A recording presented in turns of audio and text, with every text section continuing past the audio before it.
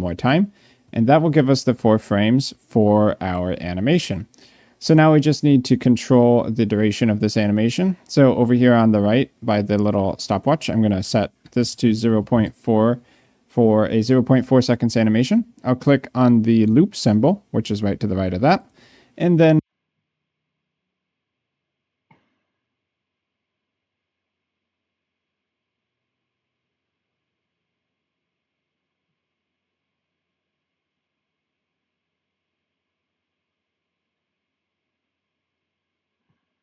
we'll hit play. So we can see that this is an animation for the character. This might not be actually displaying correct. So let me take a look at the sprite sheet. If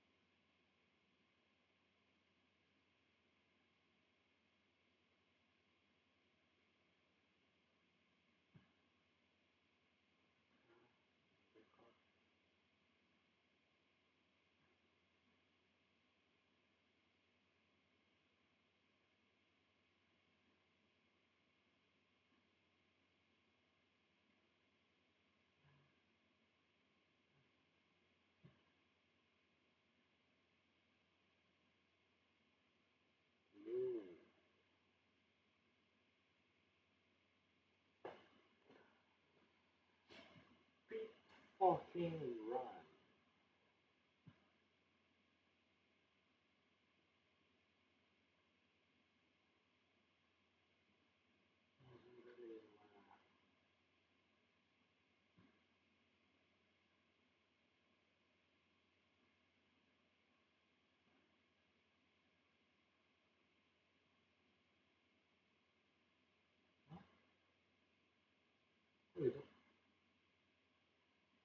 you do that on the animation player. So if you click on animation player, you should see this new window animation down at the bottom.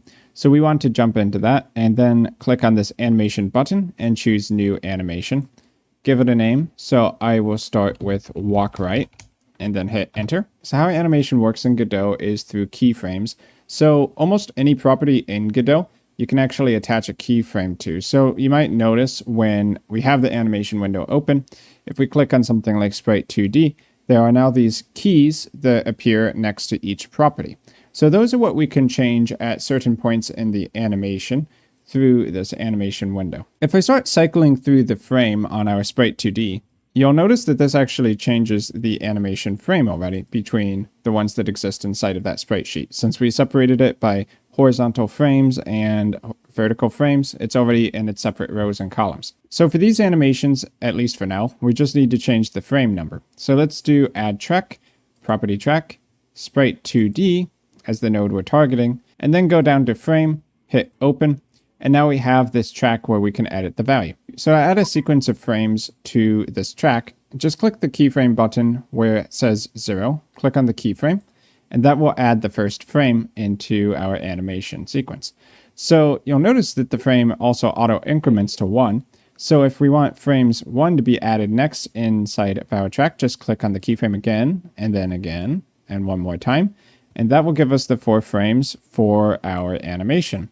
So now we just need to control the duration of this animation.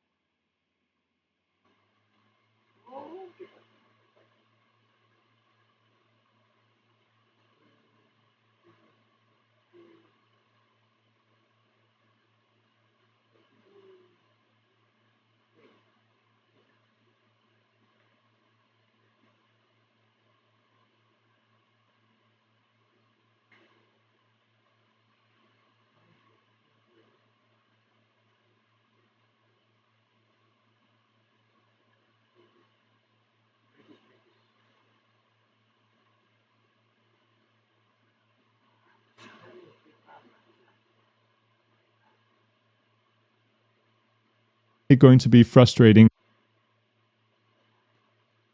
when playing. So let's now rename the top node here to player. And let's save the scene, Control S, as player, hit save. And now we can go into our game scene and simply drag our player in here. So I'm going to go to the top here and drag in the player. We also need to create a camera so that we can control what is currently being shown. So let's add a new node, hit Control A, search for camera 2D, hit create. And now if we press F, we can see that we have this huge camera viewport. This is definitely currently, hit play up here or simply press F5. It's going to tell us that we haven't selected a main scene. We need to tell Godot which scene to run. I'm just going to press select current, and you can see that our game scene becomes blue to let us know that this is now our main scene. And as you can see, not much is happening here. So let's stop playing by hitting the stop icon here or pressing F8. And let's put in a player to make it more exciting. So first off, let's create a new scene by hitting the plus sign up here. And this will be our player scene. And the root node for our player is going to be what is called a character body 2D. So let's add a new node by pressing the plus here or hitting Control A. And let's search for character body 2D. As you can see, this is a 2D physics body that is specialized for characters moved by script. So it's perfect for a player character that we want to be able to collide with the environment. So let's hit create. And now we can see our node here, but we can't actually see our player in the scene. So let's add some graphics. Let's add another node. I'm going to hit Control A. And let's search for sprite. And as you can see, we can choose a single sprite, or in our case, we want to create an animated character. So let's choose the animated sprite 2D. Sprites are just what we call images in our 2D world. Now, with this node selected, we can use the inspector here on the right to change properties on that node. If we select a different node, say our character body 2D, we can now see the properties on that node instead. So our inspector allows us to change things about a node. Hit Control A, search for camera 2D, hit create. And now if we press F, we can see that we have this huge camera viewport. This is definitely currently too large, so let's zoom in on our camera. I'm going to set the zoom here to 4x4 and simply click and drag our camera to be on top of the player. And now we can try playing our game. And there you go. We now have a player that is playing Player 2.0. So far, we've been using the character movement template pretty much as is. But we need to modify it in order to add animation to our player, as well as change the key bindings that we use to move. So what are we looking at here? Well, the top two lines define two constants with our speed and jump velocity. There's also a variable here that defines the gravity based on our project settings. By default, this is a value of 980. So we have these three values, but the meat of the script is really inside of this physics process function. Physics process is very similar to the process function we used for our enemy. However, while process is great for a lot of things, there is one part of the game engine that really struggles with not knowing how many times per second it is going to be run. That is the physics engine. Physics in general need to update at fixed intervals to avoid janky behavior. Luckily, physics process solves this problem because it runs at a fixed rate, 60 times per second by default. This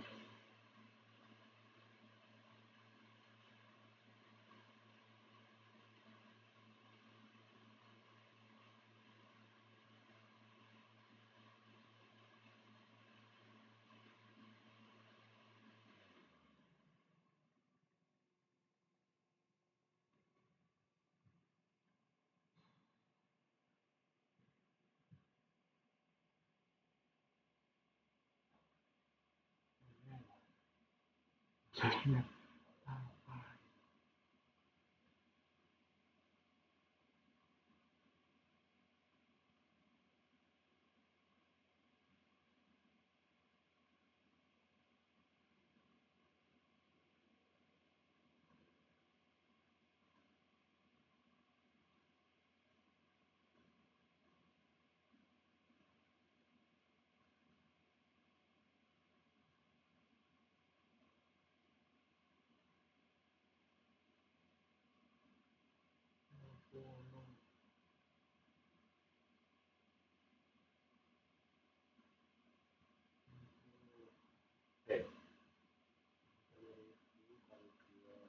Malam.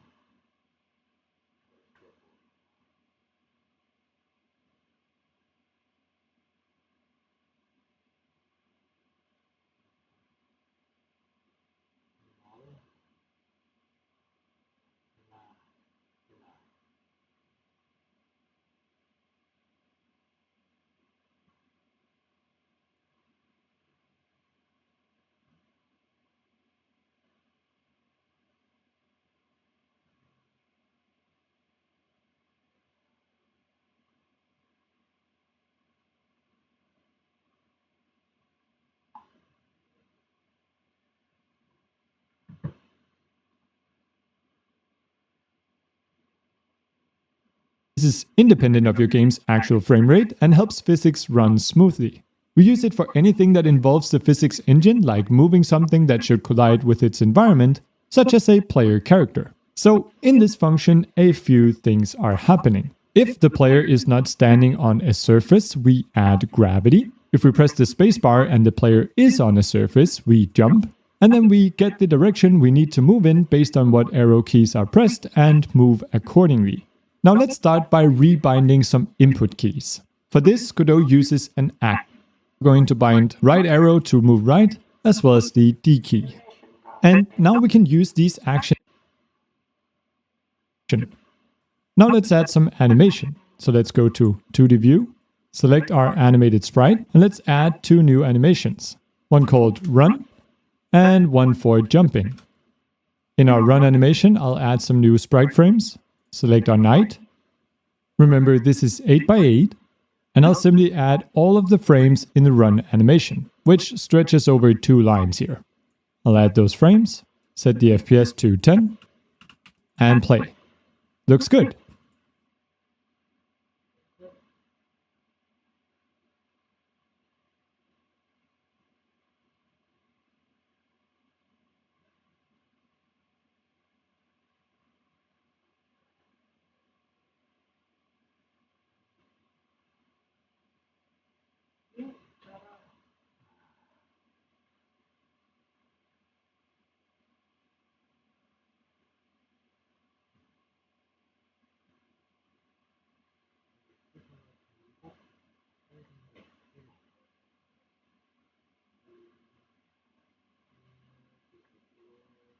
Enam.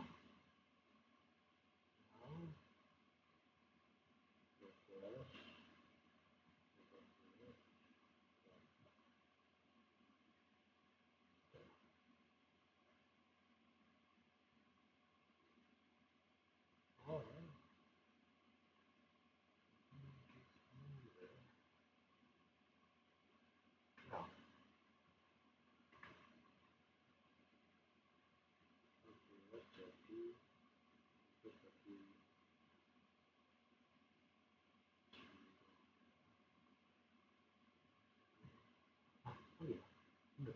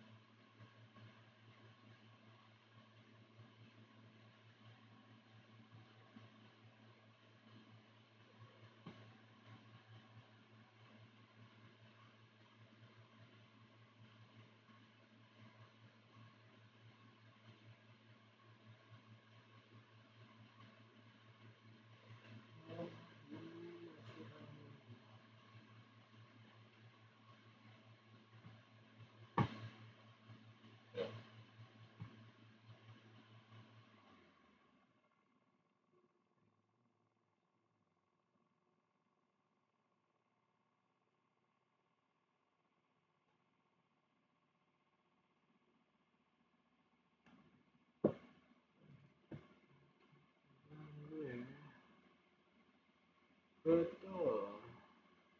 Oke.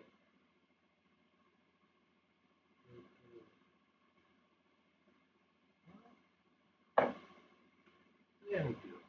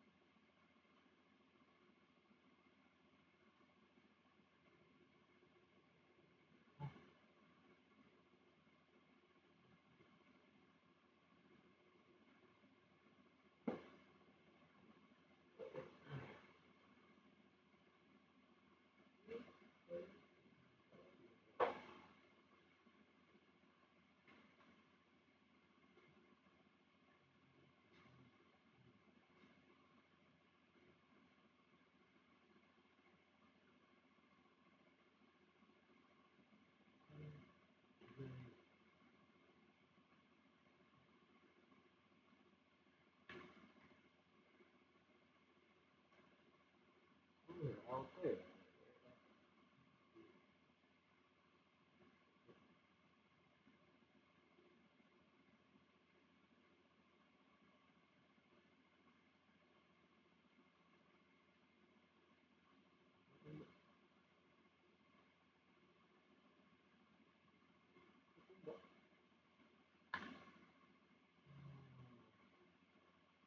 Mau satu dua tiga.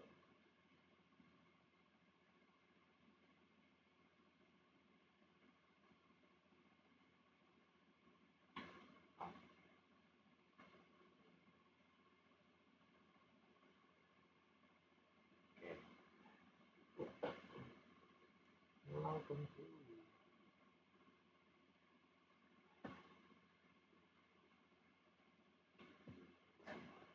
Ini.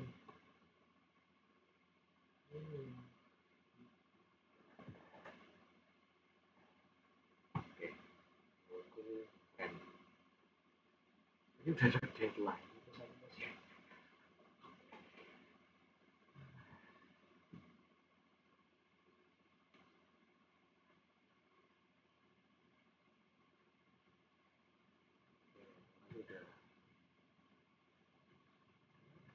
So over here on the right by the little stopwatch,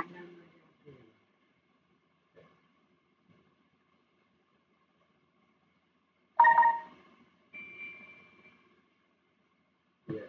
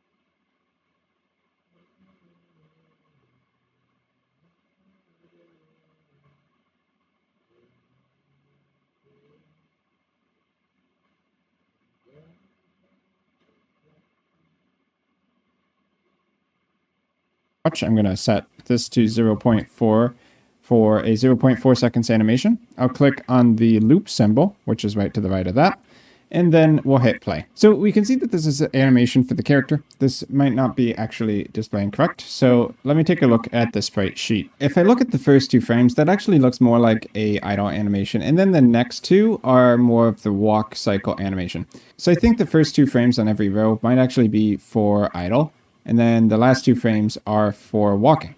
So to fix that, I'll just simply remove the 2 idle frames. So that's frame 0, frame 1. Select them and then delete. And then I'll move the frame 3 over here to 0.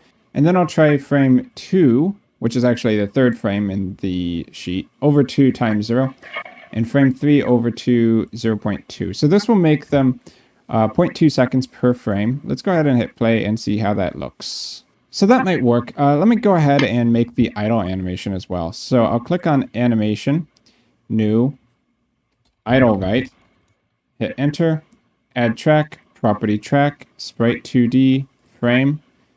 And then you can also add the values by right clicking here and doing insert key. So let's click on that keyframe and set the value over to 0 in the inspector.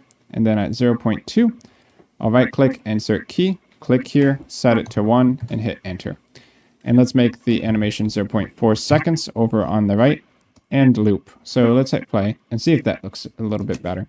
So you can see this is probably an idle animation and this is definitely a walk cycle animation. So I think that this is more what the actual creator of the pack intended. Okay, so if we take a look at the sprite sheet one more time, first off, I wasn't actually creating the idle right animation there. That was more like idle down and walk down. But the next 4 frames are walk up, and then we have walk left and walk right. So let's go ahead and duplicate these animations and get them all set up. So first off, for this idle right, let's rename it to idle down. So you can click on animation, rename, idle down, and then we'll click on the drop-down list, walk right, animation, rename, idle, walk down. And now let's duplicate them. So I'm going to click here, duplicate, and next in the list was walk up. So walk up, enter.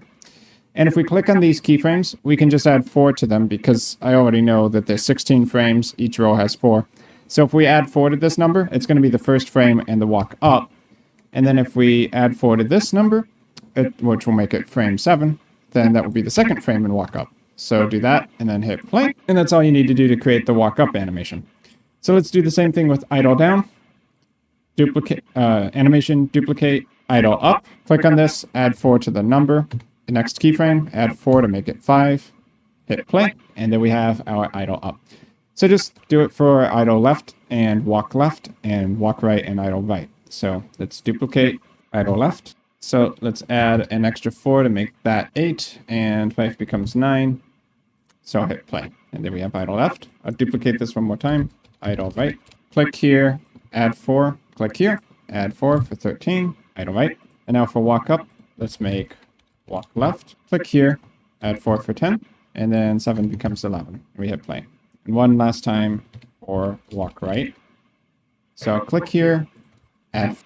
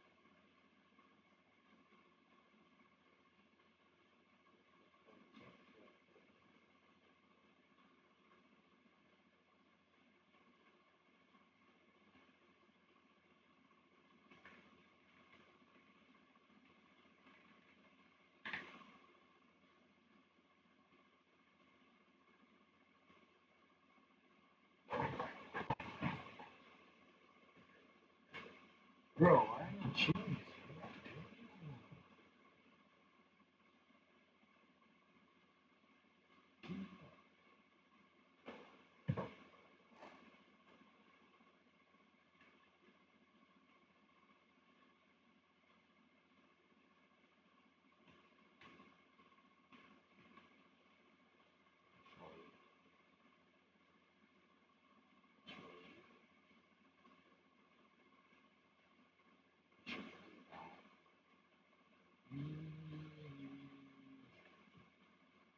Ini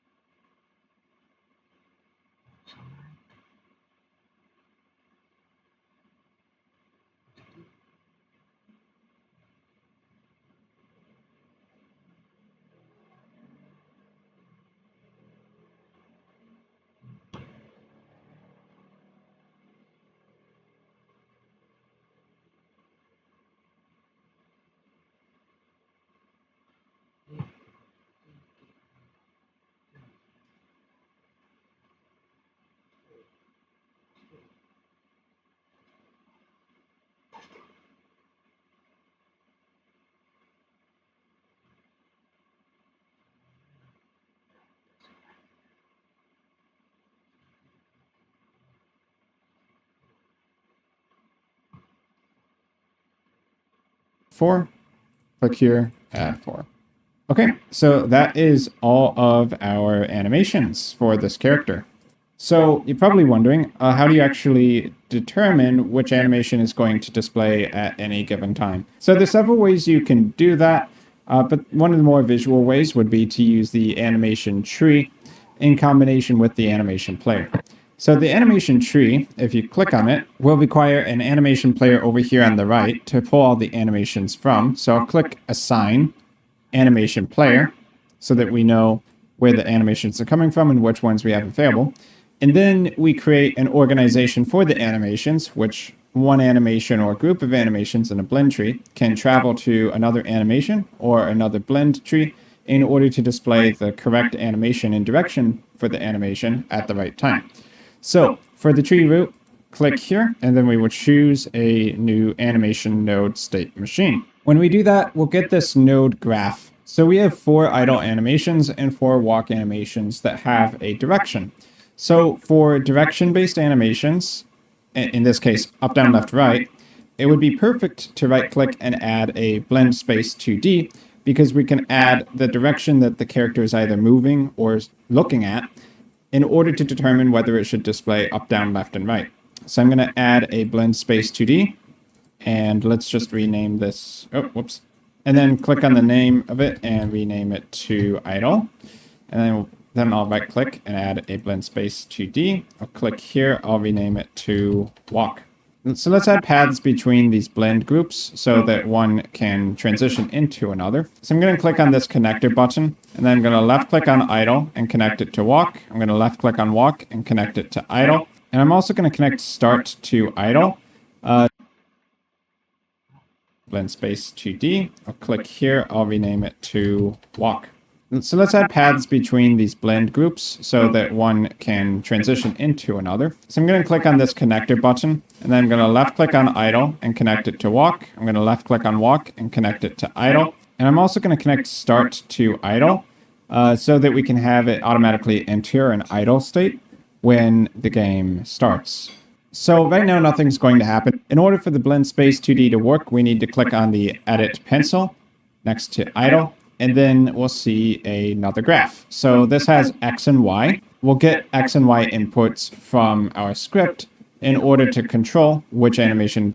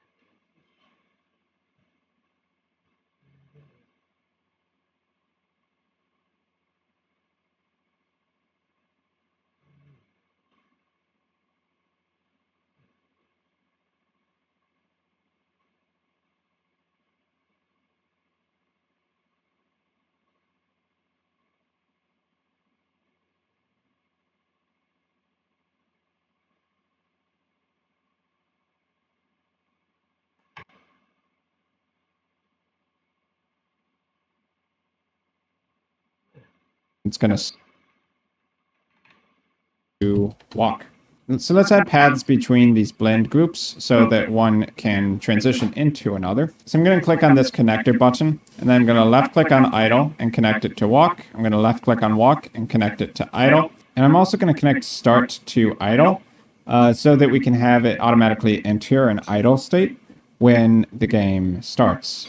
So right now nothing's going to happen. In order for the blend space 2D to work, we need to click on the edit pencil next to idle, and then we'll see another graph. So this has X and Y. We'll get state when the so that we can have it automatically enter an idle state when the game starts. So right now nothing's going to happen. In order for the blend space 2D to work, we need to click on the edit pencil next to idle, and then we'll see another graph. So this has X and Y. We'll get X and Y inputs from our script in order to control which animation it's going to show in here by basically whichever animation is closest to the XY values on the graph is going to be the currently displaying animation. Now, before we do that, I'm going to change the Y max here to 1.1 and the Y minimum to negative 1.1.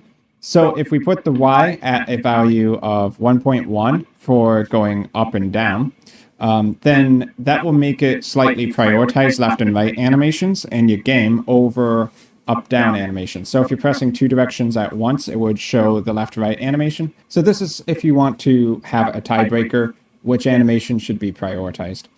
Anyway, to add the animations to the graph, click on this icon with the pencil, click up here, and then choose Add Animation. Now, remember from earlier that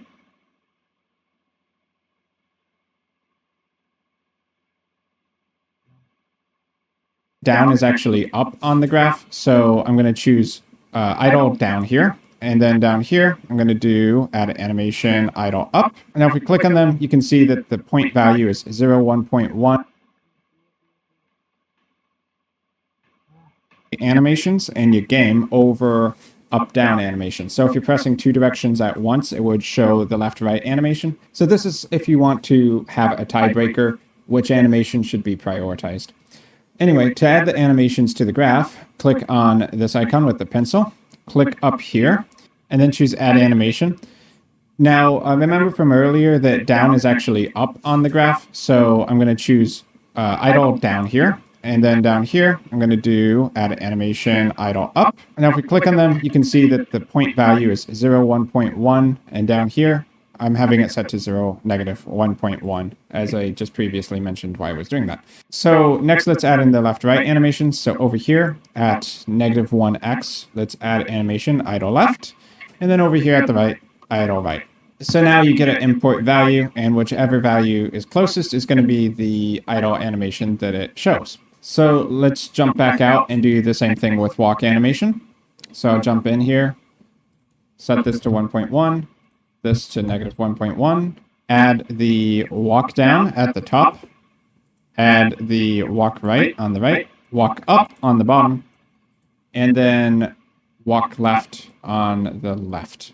Okay, so now let's go ahead and click on animation tree, set this to active. So before we hit play, we can take this transition here and set an auto advance so that whenever we enter the start of this state machine, we just automatically start at idle.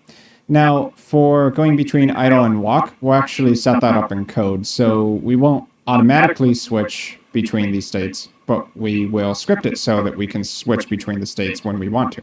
So now if we hit play, we should see the idle animation. It's showing idle right, though, when we have no input values. So we might want to customize that so that we actually have it start with idle down. So if you want to control which direction the character is going to start with, you can click on the animation tree, go into idle under parameters, and you'll see the blend position. This is actually the value we're going to set in code as our physics process updates. But let's take the Y and set it to, let's say, negative 0.1, hit enter. Okay, so now let's jump into code and make it so that we can set the value of the parameters on that blend tree, which if we expand the parameters in animation tree, you can see idle, blend position. This is values we can edit in code. So you can actually get the path to this specific property by right-clicking on it and doing copy property path. Now let's open up the script in the scene inspector. And I'll just go up here and add a couple lines and Control V, paste it in. So you can see parameters, idle, blend position. That's something we're going to want to set for the animation tree component. For right now, I'll go to the start of the line and add a comment with Shift 3. So we'll just remember that for later. Now we need to get a reference to the animation tree in our code. So I am going to do @onReady, which means that when the script starts, we get access to this node that is in our scene. So var animation tree equals $. I'll go to the start of the line and add a comment with Shift 3. So we'll just remember that for later. Now we need to get a reference to the animation tree in our code. So I am going to do @onReady, which means that when the script starts, we get access to this node that is in our scene.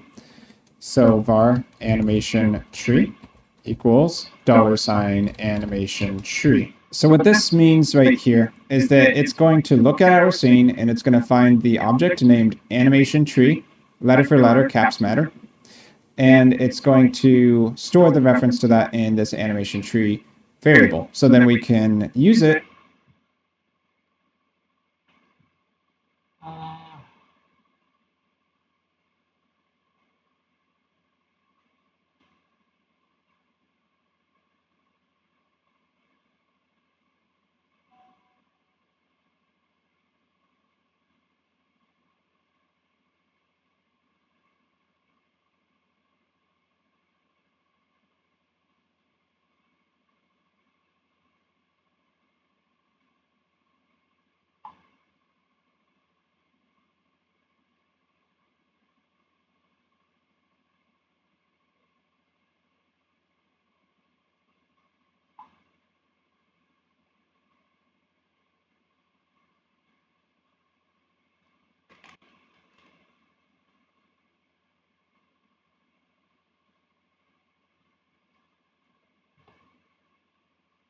in our script. So I'd like to control the idle animation and make it start facing down. So if you use function _ready, then you can set some stuff up when the script runs. So let's use the animation tree, and I'll do animation tree dot set, and then we need the parameter name, which is this right here that we copied from the inspector. So I'm just going to paste that in there. Parameters idle blend position, and let's set it to whatever value we want. A good idea would be to make that a variable that we just have up here at the top of the script. We could even make it an export variable so that we can edit it in the inspector whenever we want. So starting, and we'll make that a vector2. So that equals vector2.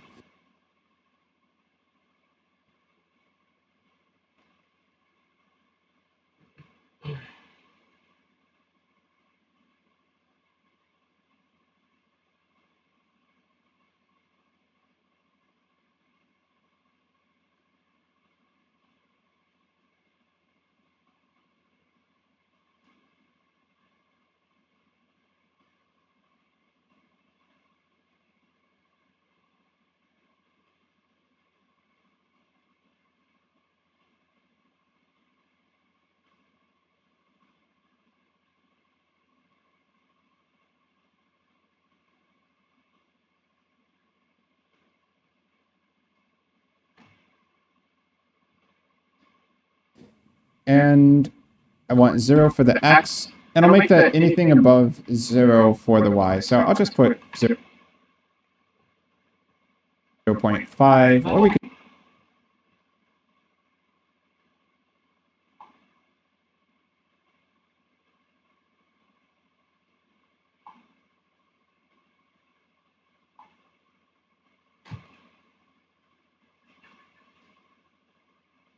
just say 1. Actually, it shouldn't make a difference. So now let's take this variable, put it in here for what we're setting the animation tree direction to as we start, and then let's hit play and test. So another thing we've got to change for our animation trees is the blend mode. So if you open up your animation tree for the idle blend tree or the walk blend tree, the default is set to continuous, but we actually want to make this discrete. because the only thing we're changing when we go between these is to directly change the animation being displayed. So if I move this value selector for the blend position, you see this over here, then this will actually make it display correctly because it's just immediately switching. And we need to do the same thing over for the walk. So change it from the continuous line to discrete.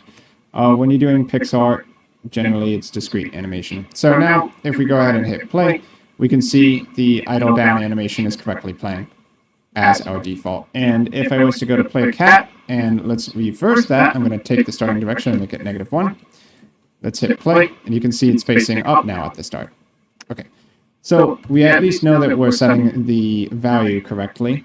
So now we just need to set up some more times where we change the value. So over in the code, I'm going to put in a new function that whenever we get move input from the direction, we can use that to update the animation parameters, which is going to make it so that the character is facing the movement that matches our user input. But I'm not going to have it actually change when there's no user input, which means that if you go idle, you're not touching the keyboard, then it's just going to face whatever direction it was before. So we'll update the same value for the walk and idle blend trees. Since they work the same way, it's based off the movement input. So just update them both at once. So now we can take this, and when we have this ready up here, let's just paste that in, and we'll add the parameter, which is starting direction. So that'll be how we take care of that at the start. But then whenever we get the input direction, we also want to update the animation parameters. So I'm going to paste the function, and then we're going to take the input direction and use that as our move input for the update animation parameters. So now let's hit play and see how that changes things. So if I start pressing keys like this, you can see that the blend position is being set on the animation tree, and we can change our direction whenever we press the right key. So the last thing we need to do is to make it so that we can go between the different animation. Like this, you can see that the blend position is being set on the animation tree, and we can change our direction whenever we press the right key. So the last thing we need to do is to make it so that we can change things. The input direction and use that as our move input for the update animation parameters. So now let's hit play and see how that changes things. So if I start pressing keys like this, you can see that the blend position is being set on the animation tree, and we can change our direction whenever we press the right key. So the last thing we need to do is to make it so that we can go between the different animation states. So you'll see in the animation tree, we have idle and walk. So we need something in the code to tell the animation tree to travel between the blend spaces at the right times. So that's going to be based on whether the character is moving or not. So to do that, there is a playback component that we can call a state machine inside of the animation tree. So I'll just paste in the line up here to get that on ready. So after we have the animation tree, we can get the playback parameter from the animation tree, which is our state machine. And this allows us to change the state, or which blend space we're going between, on the state machine graph.